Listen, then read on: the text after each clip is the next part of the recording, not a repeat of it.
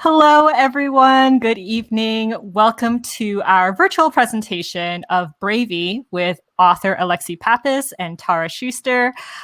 This event includes an audience Q&A, and you can submit your questions through the Ask a Question function at the bottom of the screen. You can also vote for any questions you find interesting, and they will make their way to the very top of the list. Also, please consider supporting our bookstore by purchasing a copy of tonight's featured book. You can do so by clicking on the green purchase button directly below the viewer's screen. Vroman's bookstore is 126 years old. We are the oldest independent bookstore in Southern California, and it's thanks to avid readers and patrons like yourselves that keep our business running. So with that said, let me briefly introduce our guests, and I'll let them start their talk. Alexi Pappas is an award-winning writer, filmmaker, and Olympic athlete. Her writing has appeared in the New York Times, Sports Illustrated, The Atlantic, among other publications. She co-wrote, co-directed, and starred in the feature film Tracktown, and most recently co-wrote and starred in Olympic Dreams, the first non-documentary style movie to ever be filmed at the Olympic Games. A Greek-American, Pappas holds the Greek national record in the 10,000 meters and competed for Greece in the 2016 Olympics.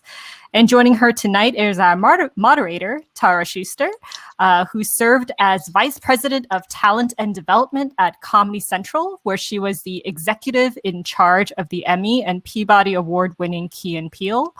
And her book, Buy Yourself the Fucking Lilies, debuted at #1 new release in humor essays and self-help on both Audible and Kindle. And with that said, I'm going to turn off my camera and we're going to start the talk. Enjoy, everyone. Thank you. Thank you, Rira. Thank you so much. And thank you, Alexi, for this beautiful book. I was saying to Alexi beforehand, when our publisher, Whitney Frick at the Dial Press, brought this up, I was like, yes, I want to moderate. Like, please, please, please. Like, my copy is covered in margin notes and Post-its, and I just loved it so much. So thank you, Alexi, for this beautiful gift you've given us. Thank you for doing this with me. And little did everyone here know that you and I are siblings in the way of our editors, right? We're like related, I think. We're in the family. We're in the Dial Press family. Yeah, it's a family. I was going to be like, we went to the same school in a way, but it really is just like a family. And I am so honored because it's like, you know, I do everything I can to be as close to the people I admire. And this is like one of those evenings that like I just want to soak in as a really special moment in and of itself for me to be here with you. So I am super grateful, not only for your read, but for your like being here with me tonight. And so thank you. Well, it's my pleasure. And thank you to everyone who showed up, all 70 of you. We are so excited to be with you. You know, I think more than ever to be in community, talking about things that give us strength is really important. And so I wanted to start with explaining why I'm so excited about this book. Alexi, you went through such a unique set of circumstances that we're going to get into. And yet your book feels really universal. You know, your drive to be brave and to get through the harder things in life, and not just get through, not just muscle through, but savor your life and actually live it. I think that's something that we all strive for. And I think in these times in particular, this book is just needed. And so I wanted to start with Adam Grant, who blurbed both of our books. One of his favorite books that I love is Originals, and he goes through what makes a true original. And it strikes me that you are my favorite triple threat I've ever heard of. An Olympic filmmaking writer. That's like the coolest combination you could possibly have. And so for those of us who haven't read the book yet, I was wondering, can you walk us through a little bit of your evolution, how you managed to go from Olympian to filmmaker, and what led you to write this book? Yeah, so I I would say, and I think people might learn this when they read, but have always been like a performer of sorts. And I think that came from like a really, you know, unsustainable, but like deep desire to like matter. And I found that in sports because it was like an easy way to work hard and like win and therefore matter, which I learned eventually was like not the only thing that should motivate you, but also on the stage. And actually, I would say that the arts and performing in like a theatrical way came before like the world stage athletically. And so I felt more like my life went from like the arts to like a strong focus on the athletics when I found that the Olympics could be this possibility for me. And I think what I liked about both of those crafts were like that I could work hard and definitely improve. And I think you might agree as a writer that like, you know what, you and I were talking about how you've learned from your mentors how to like improve your writing. And I think some people think writing is just this gift, just like athletics, and really like you can learn how to do it, right? And you can get better. And so I don't know. I don't mean to like go on a tangent, but just to say that like what I enjoy is that I can work hard and try to work hard to, in this book in particular, try to translate my experience into words that other people might be able to relate to. And the reason why I wrote Bravey was because I felt like I had experiences and a platform to tell a story that was unique, but also I think didn't belong only on the platforms that I had, which were like social media. And even, you know, in the film world, that's a partly fictionalized world for me because I make narrative fiction. And I think there's a time and a place to like really tell the whole story so that people understand that chasing a dream is always going to be circuitous. And, you know, we can always get there, but it's probably not what we think when we look at someone at the end of their accomplishment, whatever that is, you know? You bring up such an important point, and I'm glad you bring it up in parallel with writing and athletics, which is essentially pros make it look easy. Like it looks like they can do it because you've put in all the work. And I really hadn't thought about that as much. I know that about writing. I know that now from my own practice, like writing doesn't come from some divine spirit or inspiration. It comes from a lot of work and people helping you. I'm glad to hear it comes that way in athletics too. For sure. It's like, you know, we're all born, I think, with like something or like whatever instincts and a body and like genes or whatever. But like, I prefer the idea, and I don't know why anyone would not prefer the idea that we also have ownership over where we take that and that it's just not enough as is. Because thinking about it the other way around is like, not that fun, right? It's just not. And, you know, I think one of the difficult things about growing up without my mom was like not having someone to like look at that could show me what I might become in some ways. But one of the superpowers about it, not to like make it seem like a good thing, was that there was no image at all except for what I remembered.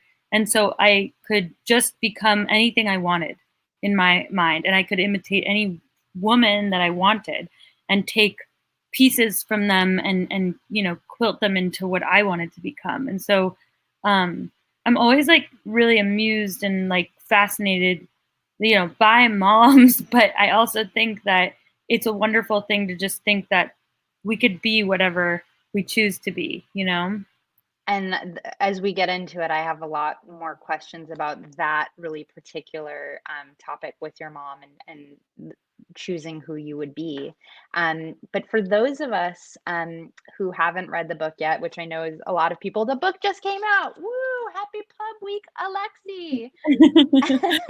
I wondered if you could read a passage that kind of sets us up and introduces us to the book and what this book is about. Yes, I will do that now with this book. It's different when you get to hold it and not have it be on your computer. Okay, I'm going to read just like 2 pages from the introduction to get us started. Okay. Great. Okay, introduction. Be a Bravey. My earliest memory of running was in the 1st grade when a boy in my class made fun of my best friend, and I not only chased him down, but caught him and stabbed him with a pencil to make sure he knew I wasn't fucking around. I think I'm allowed to say that. In middle school, I channeled my athletic ability in a more productive way. The track team, organized chasing. We had weekly meets at the local high school dirt track, which was very exciting to us 12-year-olds. The meets were co-ed, and I won them all. I liked the feeling of winning. It made me feel like I mattered.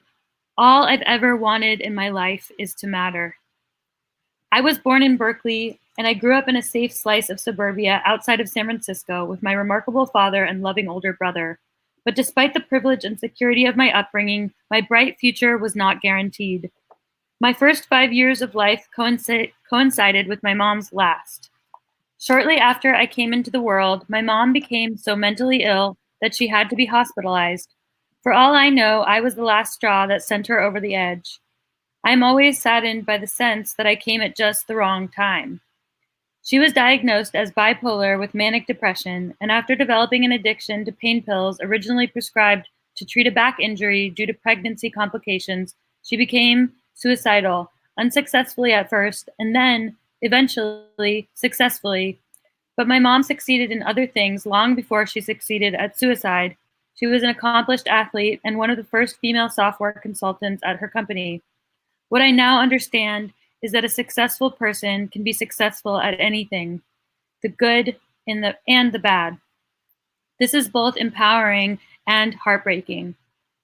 Living with my mom for my first 5 years of childhood forced me to learn how to survive in a different way.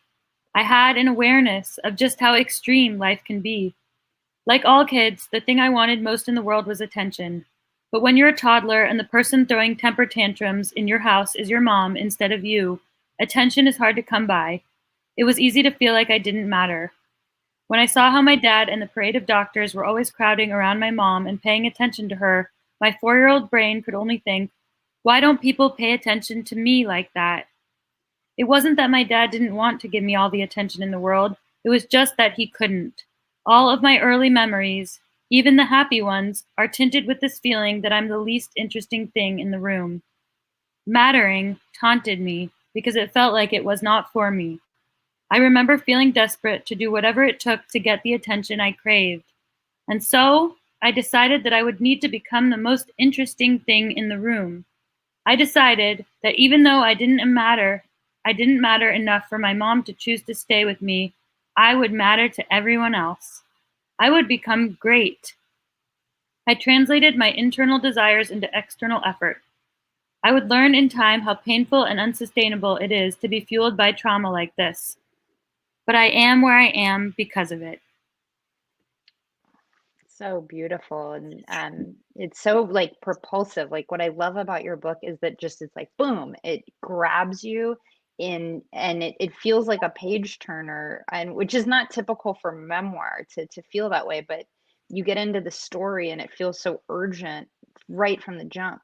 And I was gonna something you just said, you just read, I wanted to ask, um, do you feel now like you matter?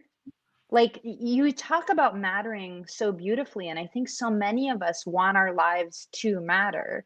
Does Yeah. does that original question from your childhood, how does Alexi, the Olympian, the filmmaker, the writer now feel?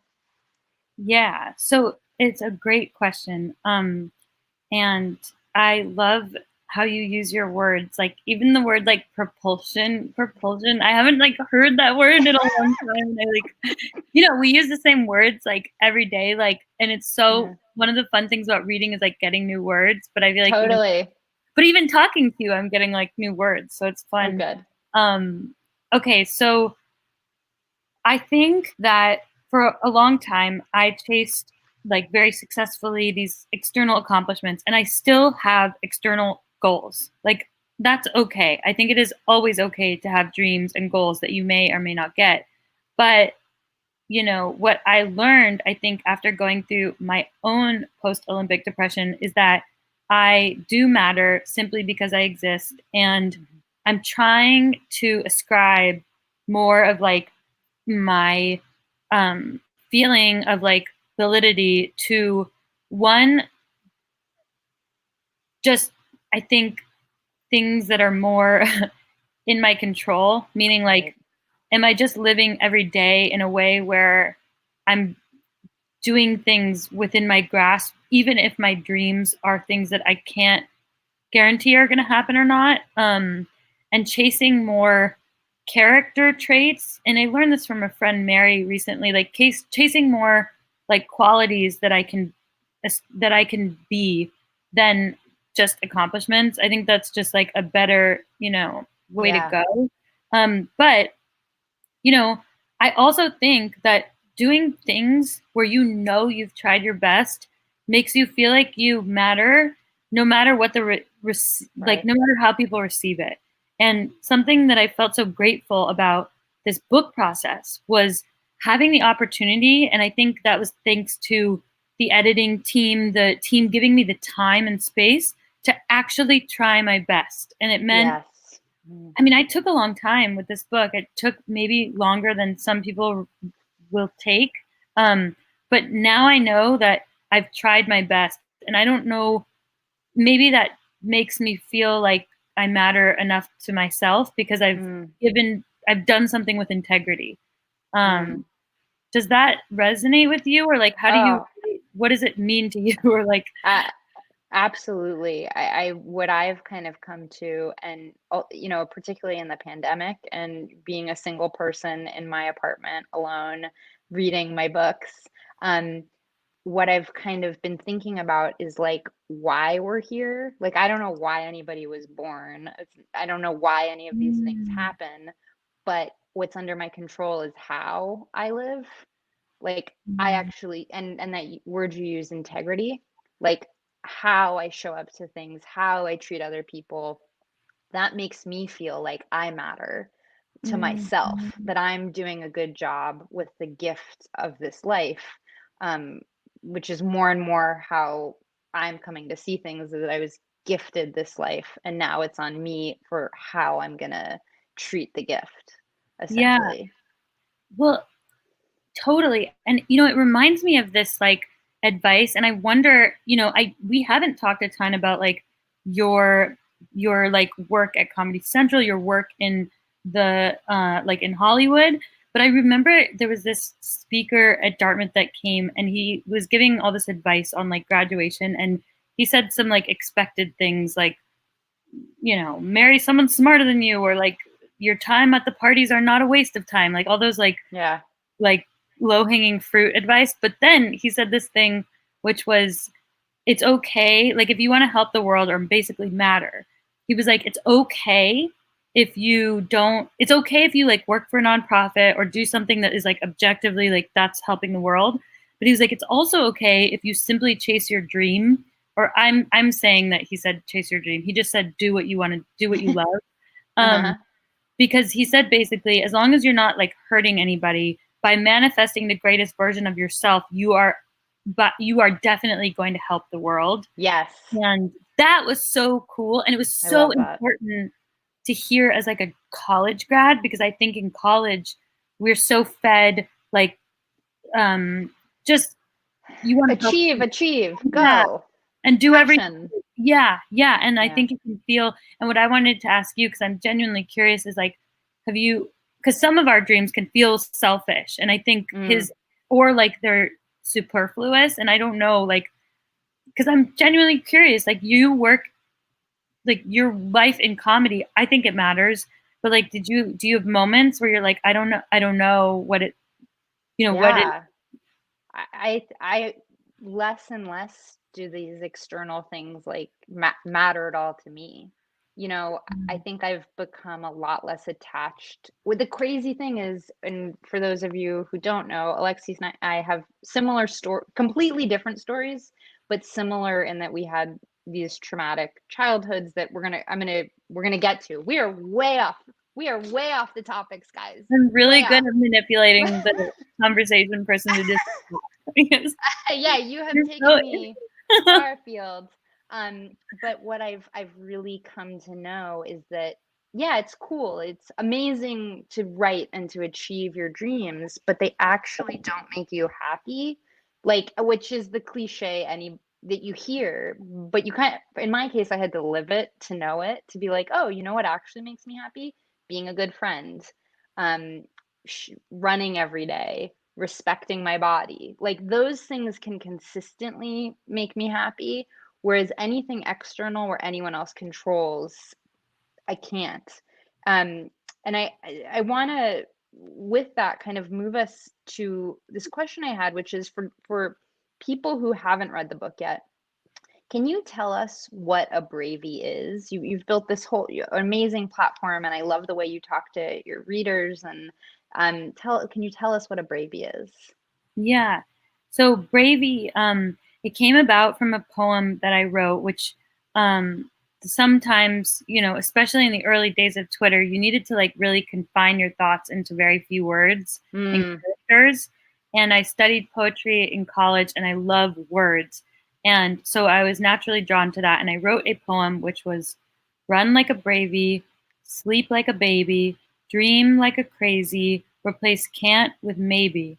And that word bravey stuck, I think, because a lot of the words that I chased when I was younger, as maybe many of us do, were outward facing words that I would perform, such as strong, fierce, pretty, any of those words that were ultimately like a display into the world. And I think the word bravey stuck because it is more of a choice that we make. It's inward facing. It's a relationship with ourself. And I found it refreshing to myself. And honestly, I just try to also listen to like what the world like responds to. Right. And because a lot of my bravies are younger than me, and I'm like, I'm not sure how to communicate with you, but I care about you. And so I learned that word was communicating, like it meant something to them. And now I understand more why. But I think when it was born, it was more just me also paying attention to like what stuck with this group of impressionable, people who reminded me of myself when I was that age, just trying to latch on to like whatever mentorship I could imitate. And so that's where that word came from. To tie kind of some of what we're talking about, what I love about that, about how you explain it, is by performing words like fierce or powerful or whatever, even if you feel like you don't have it, you're enacting it. You're like conjuring it into being, and through performing it, you can kind of become it. Which I think is I write a lot about that concept of like, do it. Like if you want it, act that way. And for me, it was with gratitude. Like I just faked gratitude until I was grateful. But a lot of these I love that's where Bravey comes from. Yeah, awesome. It's and I think I credit my editing team to be like, this is the title. I was like, nobody knows who this is, and they're like, well, they will if you write a good book. I was like, great. So I will have to live up to it or whatever. Well, speaking of which, we should get into the book. And so we've given everybody sort of some context. And when you read the book, you quickly find out about your mother's mental health struggles and her suicide and the impact it had on your family. And you write, maybe my mom thought she was being kind to me in leaving, that because she was gone, I wouldn't have to deal with a crazy mother. But by leaving the way she did, my mother actually burdened me with the task that would come to define my young adult life. to grow up without her. And you kind of alluded to this when we were talking before. What really strikes me about this is that her absence not only formed you, but I wonder if you can talk about the sort of unexpected liberty. I would have never thought that would have been part of what the result was. So can you talk to us a little bit about that? Yeah, I mean, I think one, we can all, anyone who has like lost somebody, which I think a lot of people have, can relate to like having an ongoing relationship with someone who's no longer with us. And that is like always interesting to me, because that the relationship changes based on our understanding of the world, right? Right. That was really interesting. But what you were talking about is like how when I was younger, my mom was not there in the way that she was sick, right? And so I had a few years with her, but even during those years, she was not there with me. She was either like in these hospital circumstances, or when she was home, just really like sick. And so it was like, even if she looked towards me, it was like I wasn't there, or she was, she was sick. And I understand that now. But what it made me feel then was both, I wasn't going to get the help from her. So like that was a sad thing. But also I saw her doing whatever she wanted, and I could do whatever I wanted. And there was like this attitude about like her and me in my house that like, as long as we weren't like actually, killing ourselves or in danger, we were allowed to do whatever we wanted. And that sounds like really brash to say that, but it gave me this sense of like, I don't know, freedom, I think, because I saw her just like smoking in the house and like, okay, well, so then I'm going to eat dog food, so like I had my own like behaviors. And I think that, one of the reasons why I wanted to write the book, to be honest, and write a book and not just post on social media, this one-off thing, is that paints a really fragmented image of who she was, who my dad was, and who I am. But it was an important formula, it was a formula of like sentiment and moment. But it wasn't the whole picture. Like I needed to come to understand why she didn't not care. She was sick and this and that. But it did give me this like independence, right? That like she wasn't going to help me, but I could still live my life, It's remarkable. I mean, the experience you had and to come out of it with confidence. I feel like the reason it strikes me so much is that's a lot of my own demons. We all, when we read a book, we're reading it through our filter. And a lot of my things are about my mom, who was mentally ill when I was growing up. And it didn't make me feel more free until I didn't even consider that perspective until reading your book of like, oh, like how the lack of a mom, that there's another way to kind of work in that situation. And so it's remarkable when you read a book, because you're able to see like, oh, there's another truth. Like here's another way it could have been. Well, it's so, I mean, what it points to is that we always have a choice about how we see a situation that might seem like objective. Like everything in life, even running that seems objective is like pretty subjective. If you look closely at it, you can always like spin your own narrative to be whatever you want it to be. And I think like what you are doing, at least now, and maybe that was a process for you, is to decide that like the world is not going to keep taking things from us. It's not like the world is abundant, and it's just a more fun way to live, to be like, okay, like it takes some things from us that is not fair. It's really sad, but it won't be useful to keep believing that that's going to keep repeating, because otherwise we'll manifest it, and we'll find ways to, just like you were talking about your gratitude habit, you could have like the opposite habit of like thinking that the world is going to keep giving you whatever the opposite of gratitude is, like taking away, feeling resentful. And that just doesn't seem useful. And I think coming back to that word that word has been so important to me. And I learned it when I was sick, which was like, what is useful in this case? Like, it doesn't mean that it's not sad or hard, but what is the useful next thought or step, right? It's beautiful, taking the actual experience of our actual lives and figuring out, well, how will I move forward with this and use it? Like, at the root, how will I use this? Because what else is the option? Like, roll on the floor? Like, how do I move forward?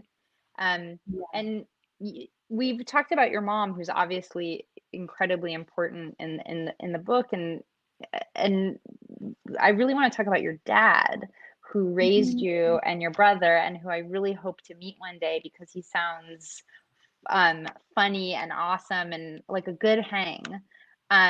But you dedicate the book to your dad. You say, "This book is for Dad. I think we did it." And I just wanted to ask, how has writing the memoir and exposing these parts of your relationship, how has that changed your relationship with him? How has it challenged? Can you just tell us a little bit about that?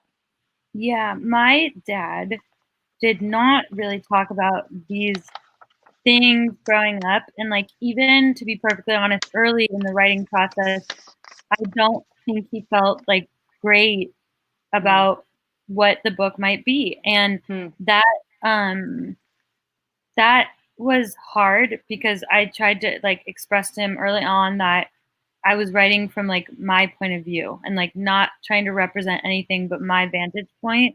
And that there were some tough conversations, but then, I mean, he evolved over the course of my writing process. I think once he understood that, like, I had, I mean, one, he is a superhero, and I think he's always afraid of like what people might think of him. And in the book, I think it's clear that he's a superhero. But two, it really changed when I flew him to LA about a year ago and read him the book before we like finalized it. And that was important. I read it all out loud to him over the course of a weekend in LA. And it was so cool, because I think he never really understood what happened to my mom. And like, a lot of the narrative I was fed was that she was just so sick and just had to go. And that was so sad. And I think it also left him wondering, like, why or what really went wrong. And what I discovered when I got sick, which like, he didn't understand depression from a firsthand stand. He didn't understand why what care she was given was not that helpful in the 90s. And I understood, because I went through something similar and got a different kind of care. And then I saw what kind of care she got, and I knew that it wouldn't have helped me. And then for him to like hear the whole story, I think was like a huge release. And it was so cool, because he started like joking about her and sharing. And he was like, yeah, like, one time she just like went out and totaled our minivan. And I was like, and it was almost like he could like let it go and like understand that she was a human and she got bad help, and it's sad, but it was so cool for our relationship. So he's super supportive now.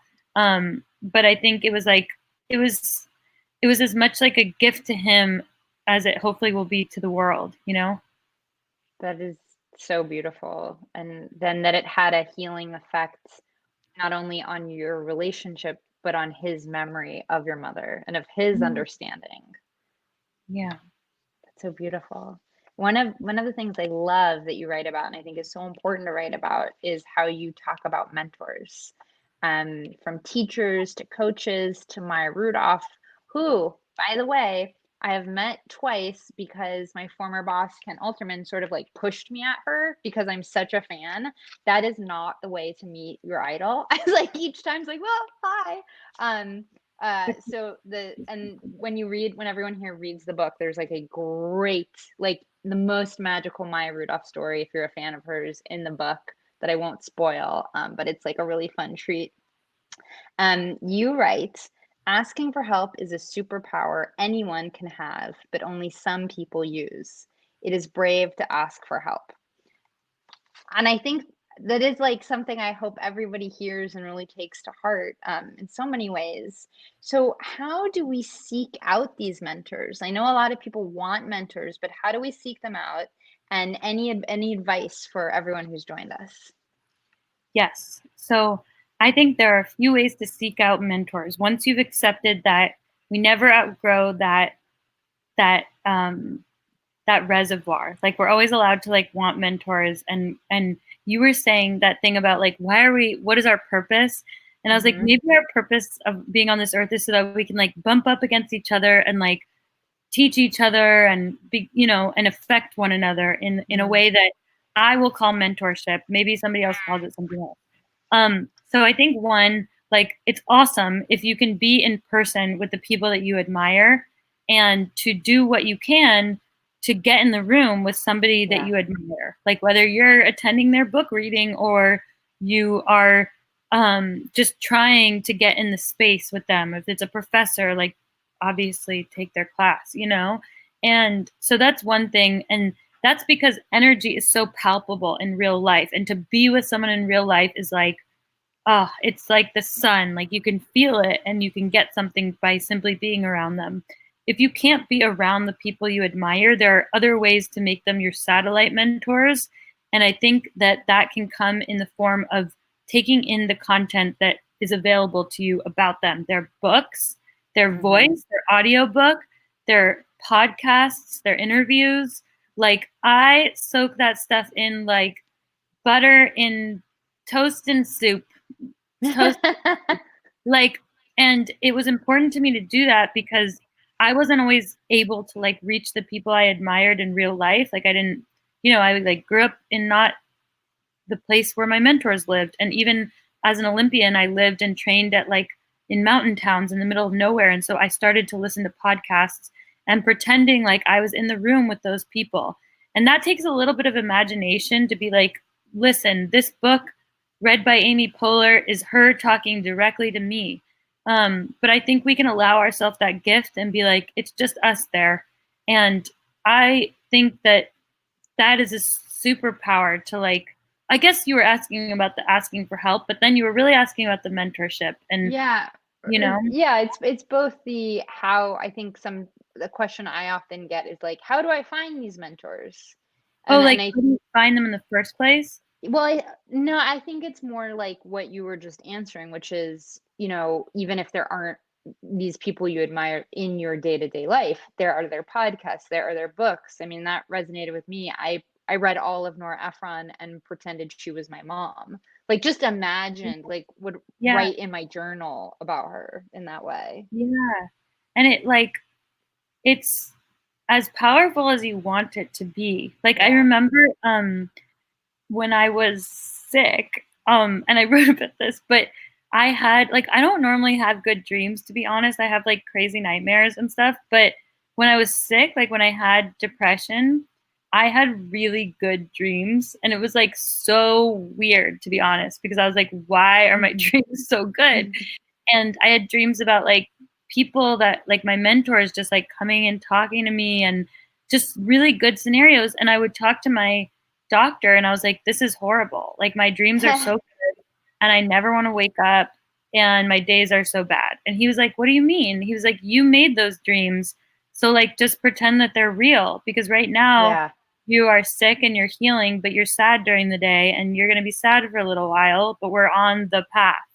And so he basically was like, just pretend your dreams are real because that might be you subconsciously helping yourself.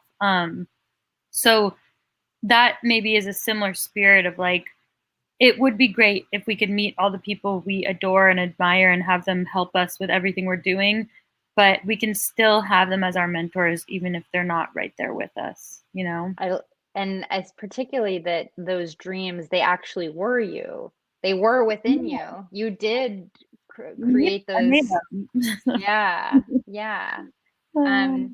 You write about befriending pain in a really important way in your book, and you're talking about it specifically as a Olympic athlete.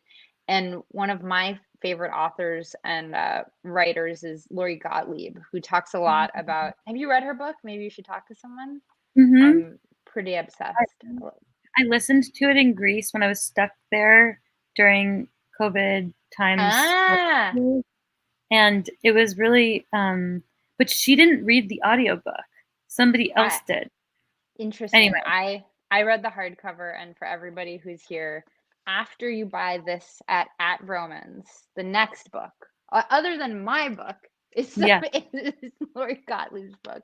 But she talks a lot about the wisdom of knowing the difference between pain and suffering. Pain where we can learn something, and suffering usually when we're berating ourselves about something.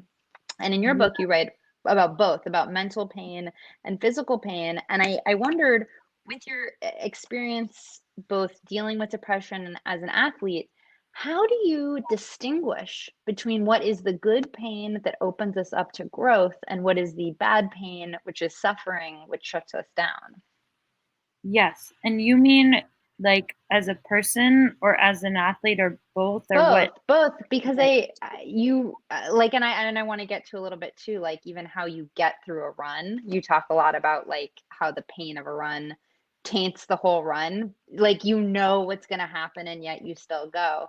So I wondered if you could talk to us about both. Yeah, well, in running or athletics or something physical, I think like intuitively, if we're really being honest, we can tell the difference between good pain and bad pain. Bad pain being like you're gonna injure yourself or you're already injured, and good pain being this is really painful, but I can do it. It just doesn't feel great. And I think the way to get through, I mean, with bad pain, like if you do know that it's bad pain, it like then your goal should shift immediately to like health over fitness, over finishing this run or this race. Like just knowing your goal will shift and just shift it, But if it's good pain, I think that we can come to expect that like no matter what level of athlete we are, we're going to experience pain at some point if we're doing something physical with our body. And just coming to like be more amused by it and less offended by it. And, it does carry into emotional pain too, because we're going to have pain in our lives. It's just what happens, especially when we're chasing big dreams. Like that process is a roller coaster.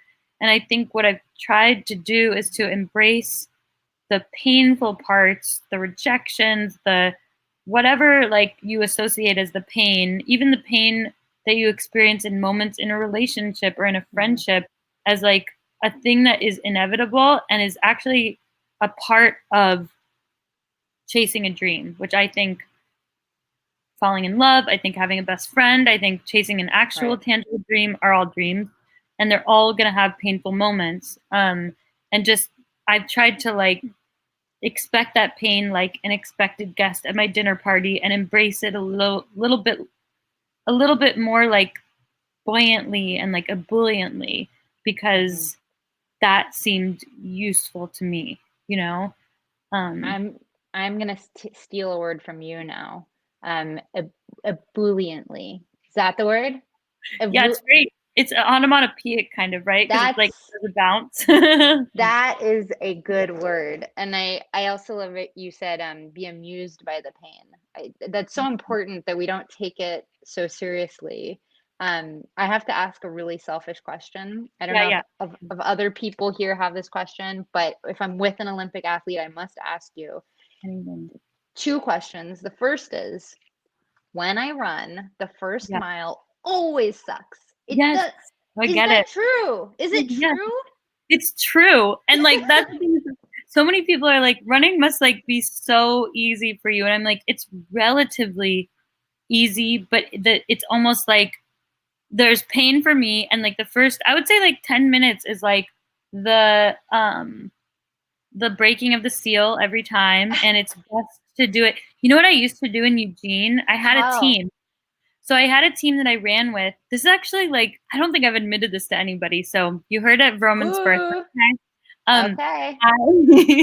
I had a team. So like now sometimes I run alone. It's really my choice. Then I had to meet this team every day. But I would go and run like 1 mile to 3 miles. And this was like, okay, the run was 13 miles long. So like take that and ratio it out for yourself. But I would do like a chunk of the run alone in the beginning every single time. And I would usually listen to either music or a podcast, or just like be in the woods by myself for a little bit. And it was for two reasons. One, I know that the first 10 minutes like can be a little unkind, you know, but two, it like allowed me to like set more of an intention for myself before I like interfaced with those people, which was important, because I think if I went straight from like, you know, coffee in the car or like bed to like meeting people, I think I would have behaved more like a leaf, where like whatever mood they were in was going to affect me, and like whatever, like it was too unstable. And so I needed to like kind of like root myself in my day alone. And maybe as a runner, maybe that's a smart thing to do. Like, even if we're going to go to the gym, and like, not in these times, but you know, maybe if we're going to be in an environment where we're going to be around other people, whether we're like running with them or like we're going into a park where there's going to be like a ton of people, maybe it's smart to have some time with like either music by yourself or just like literally by yourself, so that the world doesn't affect you in a way that you have no control over, because you haven't yet put your feet in the earth in your own way, you know? Does that like... Well, it gives you a pause. It gives you a moment where you can kind of ground yourself in like, what is my reality before. I love the analogy you used of it's like a leaf. Like, we don't want to be just like blown across the field. We want to be grounded. I definitely am going to try before my next run to take a moment and just be with myself before I start running. But also on my next run, I will remember Alexi also has a rough 10 minutes. So if I have a rough 10 minutes, that's okay. Yes. Or like just walk for a little bit. Like I would, like, it was like I would give myself time to like even walk in those minutes, because I was too embarrassed to like, I'm not gonna ask my teammates to walk, but like maybe I want to like walk a little or like pee somewhere. You know, like, just like I need to like have no judgment for a little while. And I think those first 10 minutes are like your whatever you need it to be.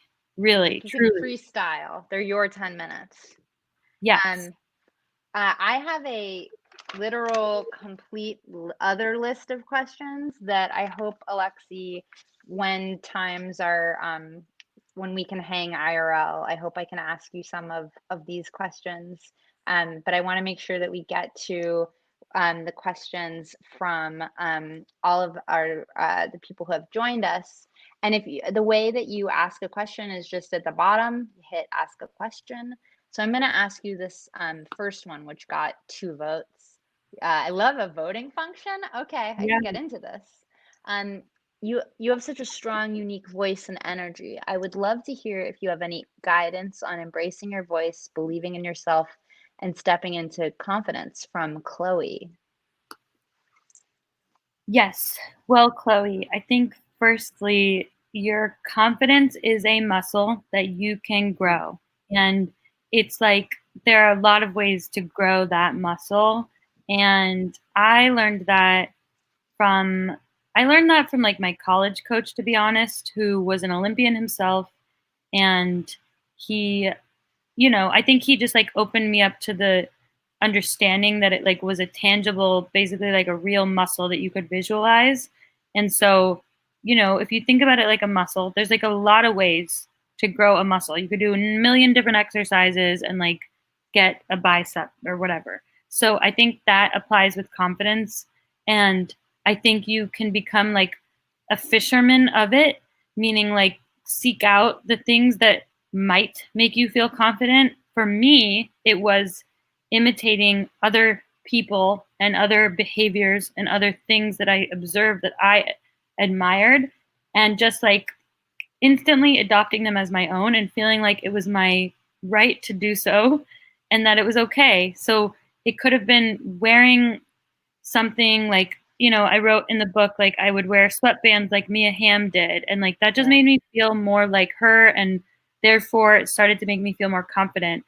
But it could also be imitating the way someone talks. Like if there's a way somebody talks or something they say, or maybe they wear red lipstick everywhere and now you're going to, it's like whatever it is, it will like slowly become, you know, permanently, you know, you'll get their confidence too, I think. So I honestly think that the best way is to imitate whatever you find useful. And then eventually you'll look up to yourself. But like while you're building it, just use those tools, you know? That's great. And it totally ties back to what you were saying about performing these words you want, like Bravey, like Yeah. fierce. Yeah. Um, I see we have this question that has 3 votes from Lara. I hope I'm pronouncing that right. Who asks, as a mama of 2 girls, I'm so inspired by your journey. I loved what you said about embracing your puberty. How did you Mhm. keep on track during your early teens, not getting totally sidetracked with parties, chasing external validations as teens do? Was it sport? Was it other things too? Okay. So I did go to parties and I did chase external validation. So like Yeah. I did truthfully, I think, go through these like what you are writing about are like the aches and pains of like puberty beyond the body is what I'm reading, you know? And Mm. I went through all of them and like I honestly, man, this is gonna sound so silly, but like I relished in like that struggle because it made me feel like I was like growing up normal, which was always a fear of Mm. mine. Was like, am I always gonna be the exception? Like, will I always be the Right. girl with the dead mom or like whatever it was? Right. And so I actually like really loved being a part of certain like traditional pillars, which meant that like I did feel compelled to like explore things socially and to have a wide range of experiences. And within, you know, safe boundaries, I think I would have never done anything really dumb because I knew that it would have hurt my dad and I never wanted to Right. hurt him. So it was always in a sandbox. Um, it was never like dangerous beyond reason, but I did like explore and for me it felt like something that I felt compelled to do and I just I think it's for each person to know what you need right now is totally okay and just like we can't, you know, if you're I don't know if this person that asked the question is a parent. Yep, you Yeah. are. Their mom. So I think that this book is honestly as much for parents as it is for like people, you know, young people chasing their dreams. And that's because I really admired the way that my dad raised us.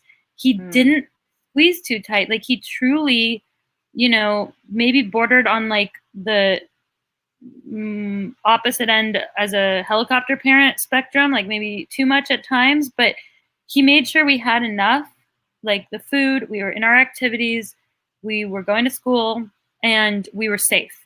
But he Yeah. didn't like hover, and he Mm. let me like explore and fall down, and you know, he didn't see it as his job to make sure that I was popular, like, or pretty, or Mm-hmm. going to parties or not. He just kind of like didn't, you know, I don't think it was that he didn't pay close attention. It's just he was paying closer attention to what was truly important. Right. And so I don't know if that's what you wanted to hear, but that's the truth Well, for me.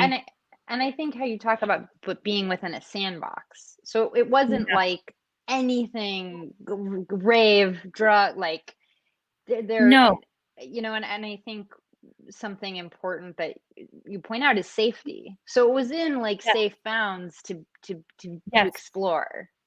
And I could Yeah. always call him. Like, here's the thing. Like, I Yeah. would be at a party, and like, if I needed him to come get me, I could call him, and he would have been there in a heartbeat. And I think that that was really important. Like, he knew I could call him, and that I would never get in trouble for for getting his help to be safe. Um, That's and Lara says great answer. So I think you nailed it. I think you got that one. Let's move on to a question from Cheyenne, who asks Ash, oh, both of you talk a lot in your books about the lack of a mom-shaped person in your life. It's exciting to see someone who's read both. Can you share any wisdom in seeking out mentors or mom figures, or alternatively, lessons learned from looking in the wrong places for that kind of support? Alexi, please. No, you why don't you answer this one Because first? I need to learn from you. Because I Okay, need your answer. Okay, I'll Please. answer it briefly. So, okay, I think that women and moms are really generous people, and that they are there, I think, for people who desire to be around them. And what I found, honestly, hilariously, was that like my friends' moms, for example, or my friends, like didn't want to hang out with their moms nearly as much as I wanted to hang out with them. And so like I didn't find that part that inaccessible. But looking in the wrong places for that kind of support, okay, so there are going to be people who don't want to help you. You know what I mean? And like you can, they don't, not like they don't want to help you. They're not evil, but like they're not available to you. How about that? Right. And they don't have it in them. Yeah. Yeah, and that's okay. And it's like, it's just, it's like kind of funny when you run into that situation where you're like, oh, this isn't going to be a mentor. That's okay. And it hurts because right? It hurts. But just know that that exists too. And, what do you have to say about it? Yeah, it's so interesting because it's definitely a question I still grapple with, is how do I fill up this mom void? And the best kind of answer I can give is that I've expanded my definition of what maternal love means. So, even if it's someone, I actually wrote to Adam Grant once like a note of gratitude about how his care for how I approach things and the way he always follows up with me feels like maternal love. And so I really think that from the good side of this is that I'm able to soak in maternal love from all kinds of sources. But I also have noticed there are some people who are just not going to want to do that. And you do have to get okay with like, that's not about me. That's not a personal thing. That's completely about them. And look, I've got Alexi to like soak some maternal love from. I've got my best friend, I've got her mom, and kind of looking at what you do have as opposed to what you don't. But it's definitely an evolving question. And you find friends. Like, some of my friends, I had a couple of friends who lost their mom and they called it the Dead Moms Club, which is like a really like silly, I mean, it's like, but you find community sometimes. Yeah, absolutely. And you find community here tonight. I mean, Vroman's told us this will be the last question. But I in these times in particular, like Alexia, I want to thank you for giving us a reason to all be together in community, and to Vroman's for hosting. Yeah. This is awesome. And may we all learn the lesson that we should color coordinate our bookshelf, because that looks amazing. It looks amazing. I did it for you. It's usually like this, but I tidied it up. I made it bigger so people can see the full picture. Yes, I tidied it up for Alexi and for Vroman's. I was like, this is high class. I gotta notch it up. Yeah, it's really pleasing to the eye. Thank you. Well, I think that's it for the evening. Thank you so much for the lovely talk, Alexi and Tara. I feel like I learned so much throughout listening to you, and I'm pretty sure our audience thinks the same. Again, if you are interested in purchasing a copy of Bravey, just click on the green purchase button directly below. The link will actually take you to a webpage where you can also buy Tara's book. So make sure to click on that green button. And again, the replay of this event will be up shortly after the broadcast ends. So for the people who joined in late, don't worry, you'll be able to catch up. And I think that's about it. Thank you, everyone. Stay safe and have a good night. Right. Thank you. Tara, thank you. Vroman's, thank you. Bravey's, thank you.